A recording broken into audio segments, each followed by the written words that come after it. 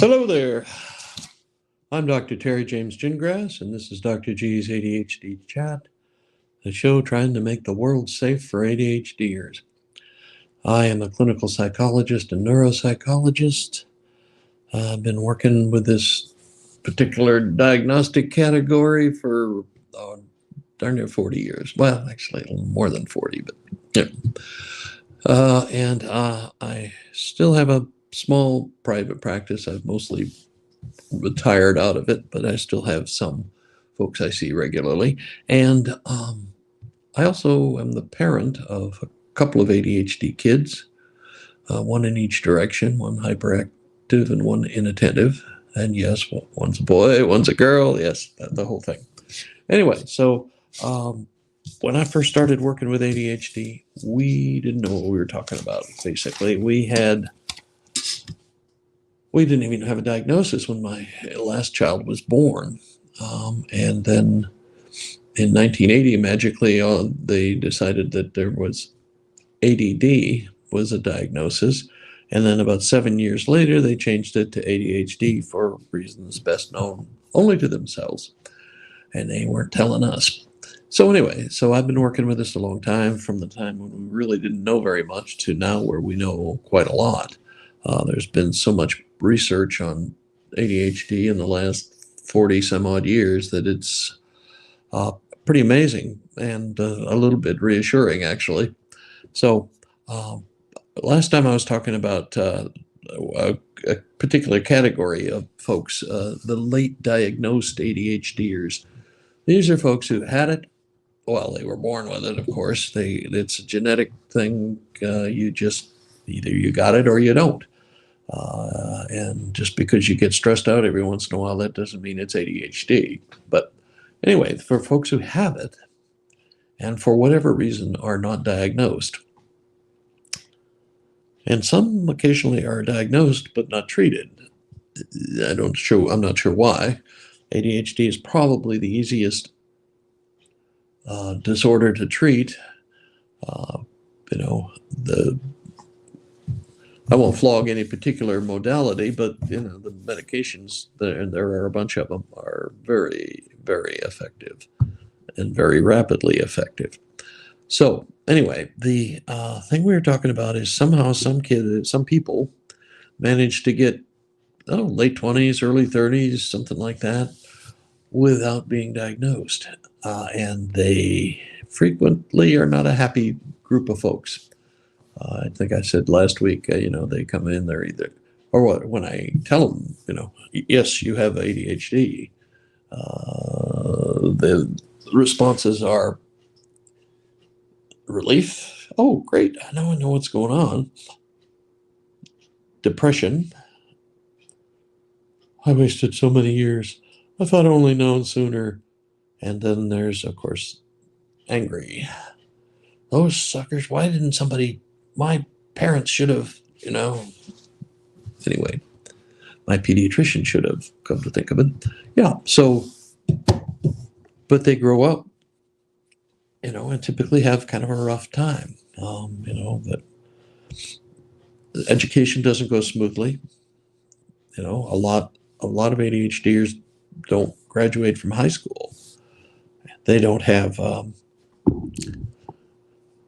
socially, things are frequently a problem, depending on, how they go. A lot of folks who have troubles in high school, choose, I can't succeed doing this, so I'm just going to be the biggest goof off I can be, or the biggest hard, a JD, shall we say, just the biggest rebel that they can be, and those are all kind of understandable, but they are problematic. Okay, so the emotions. Okay, the way you think about yourself, the way you describe yourself to yourself, not to what you say about to anybody else, but what you think in here about you, it develops over years with all the different activities, events, successes, failures in your life. That's how you get the way you think about yourself. And, for ADHDers, it's usually pretty negative. And the emotional concomitant, the things that go with the self-concept are the emotions. Okay. So if you think you're stupid, incompetent, can't do anything, you're likely to be depressed. Okay. Depression is, oh, you're looking back and you're saying, nothing has worked out for me. Everything has been bad. I can't seem to hold down a job. I can't seem to have a steady relationship. I drink too much. But it's all very negative, and that's associated with depression, significant depression. And depression is serious. Okay, people die with depression or because of depression. ADHD kids have, frequently don't have, who are not treated, don't have many successes to hang their hats on. A lot of them, find school almost intolerable and frequently drop out early. Then they find a lot of the employment opportunities for kids who are ADHD. They're not looking at $100,000 a year as an executive somewhere. They're looking usually at much lower paying jobs that are frequently redundant. You're just doing the same thing over and over and again. Which obviously ADHDers do not do well with that. So that's anxiety. That's depression, rather. That's a low self-esteem, and it gets so bad that it starts affecting your sleep, your appetite, your energy level, obviously your motivation, and it's serious.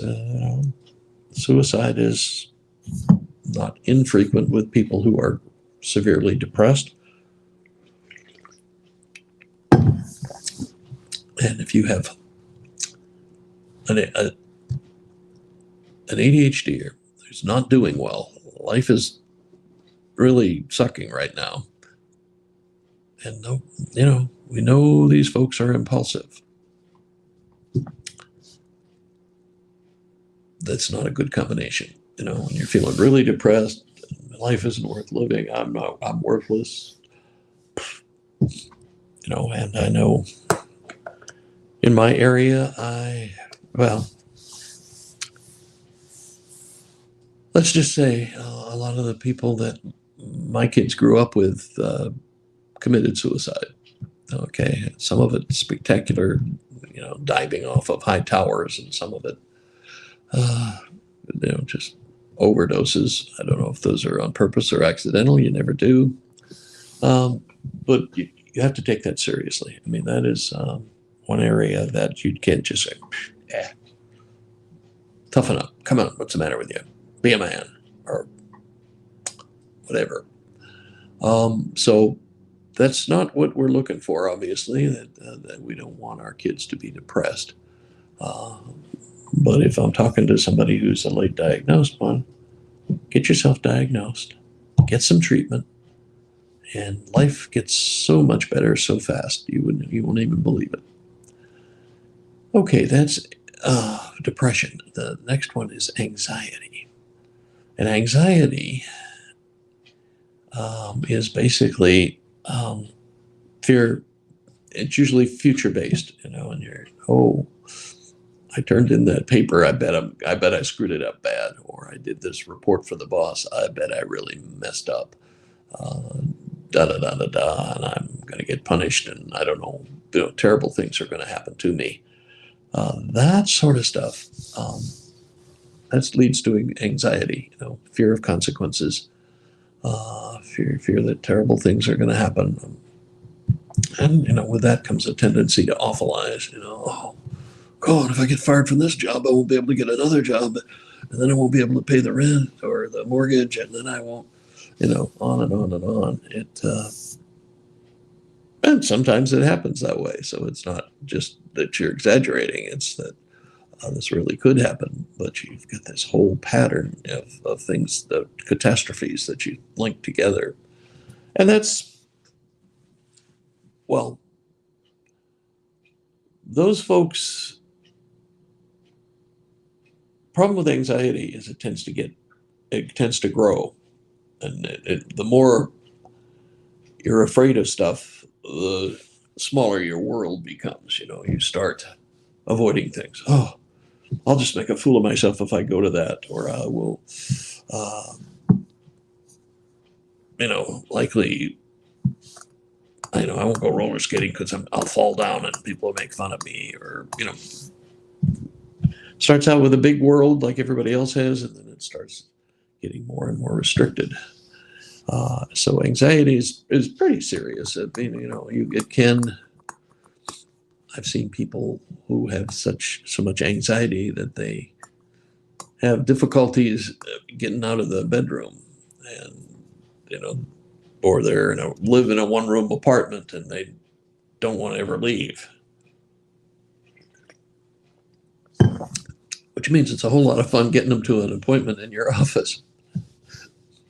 But I haven't done many of those folks since telehealth got the big boost that it got with COVID and so on. But that'll make it easier for the folks that are so anxious that they can't leave their room. But it's probably not a good thing for them in the long run, because they're going to have to get out of there pretty soon.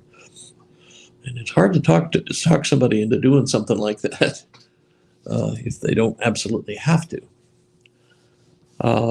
My fear is that a greater part of our society, we're getting to the point where we don't have to leave the house. We can do our work at home. We can order our groceries at home. We can order our entertainment at home. We can, everything. You don't have to leave the house for anything. You never have to go shopping. I don't know what that's going to mean for society as a whole, but I know that's not good for people, and it's not good for ADHDers. And like ADHDers who have a lot of anxiety tend to try to compensate by being very compulsive.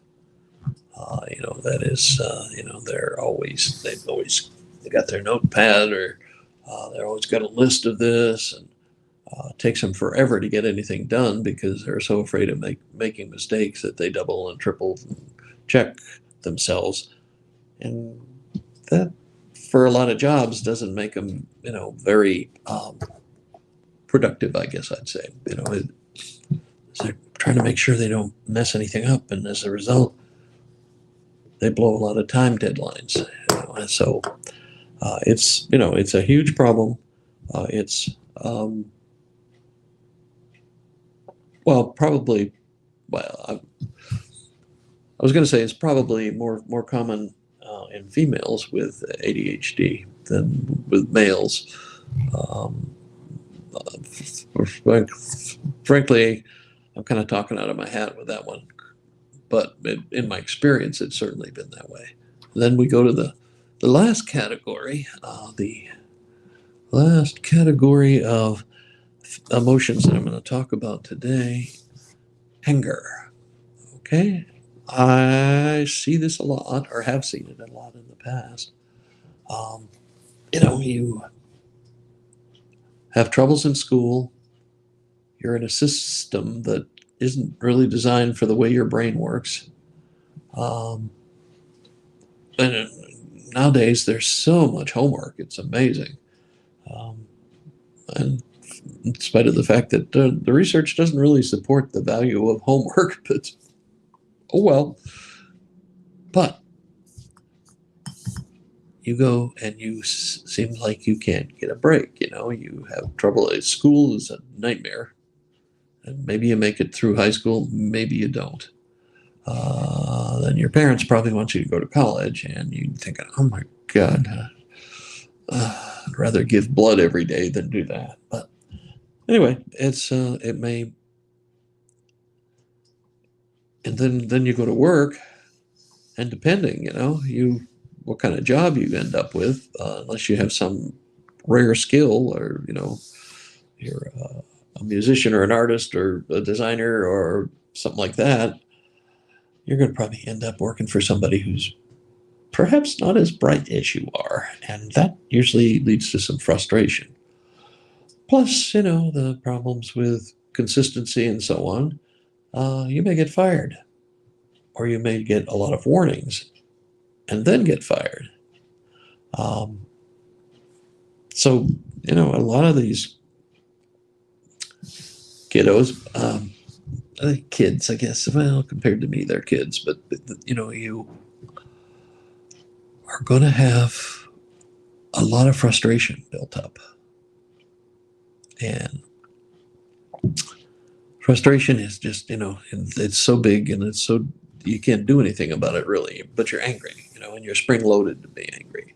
And, you get, especially young males, as testosterone is out of control anyway. And then you add, 15 years of frustration because of their ADHD. They are not happy people. They are angry and they have low self-esteem, but they're very sensitive about it. So any slights, real or imagined, are reacted to strongly, and throw in the impulsivity, and that is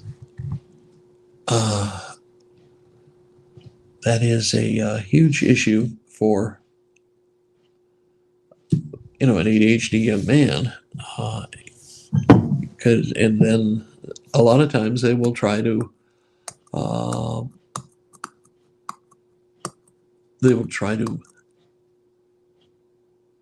make up for it.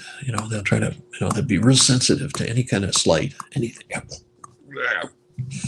And then they get into trouble, and then the more they get into trouble, the more they hang out with other people who get into trouble.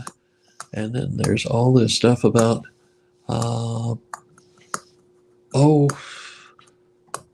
there's always substance abuse. When I was a kid, we basically didn't have drug abuse. That was just not something that I ever even heard anything about. But anyway, I'm getting one of those. Anyway, the deal you're going to have, and the deal, is that you got an angry kid who is angry because he or she didn't fit in. That school was a nightmare. That most of the jobs that are available are nightmare or boring, and the supervision they get is not all that understanding. So they feel frustrated and angry and like nothing is going to work out for them. And, then they start, well, a lot of folks call it self-medication. I guess we can go with that. They when I do LSD, I'm king of the world, or those sorts of things. Usually it's a problem. Obviously it's a problem when it's illegal.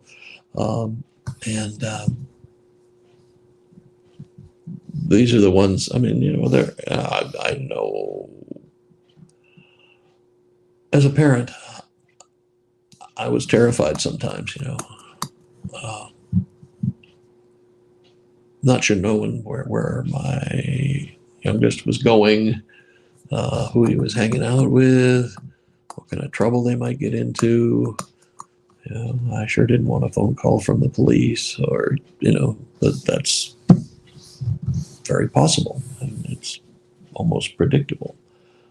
So anger gets them into juvenile delinquent stuff, and then they get a reputation for being tough, or fighter and that kind of stuff, and they'd start attracting all kinds of people that you'd probably rather they didn't. And anyway, the three main things we talked about are depression, anxiety, and anger. And they all have really negative consequences. The depression, can lead to suicide. All of them can actually, but depression is the most likely one. Anxiety Well, the compensatory strategies for that frequently lead to obsessive compulsive problems. And then the anger people frequently become substance abusers, alcoholics, drug abusers, that sort of stuff. Anyway, so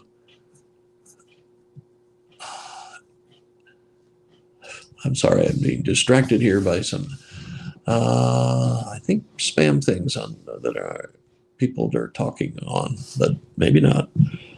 Anyway, so that's my little spiel on the emotions. The deal, though, for a late diagnosed person, you need to get diagnosed and you need to go into treatment. One of the problems that, like the people that are real negative and angry and all that stuff is they don't believe anything works. They know that crap's not going to work. Those pills won't work. Help me. What the heck? But that's what you need. And you need to be in treatment. You need to be in good treatment, a psychologist who knows about ADHD, a doc, where I live, the shortage of psychiatrists is incredible. The waiting list to get in is like 9 months. It's just not workable. So odds are, you'll go to a family practice doc, which is fine if they know what they're doing. If they've studied, a little bit about ADHD and know something about them, and know that there's more than just one medication that they can prescribe. And so, and you've got to be willing to work. This magic pill won't be magic immediately.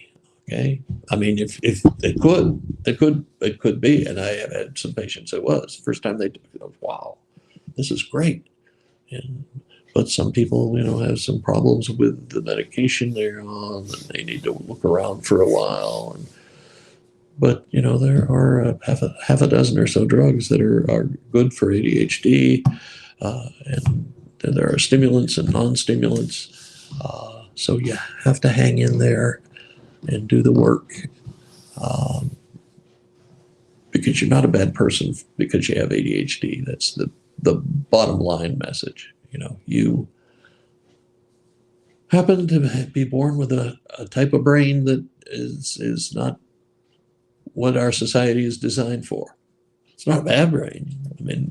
There are a lot of people with ADHD who are doing real well in life.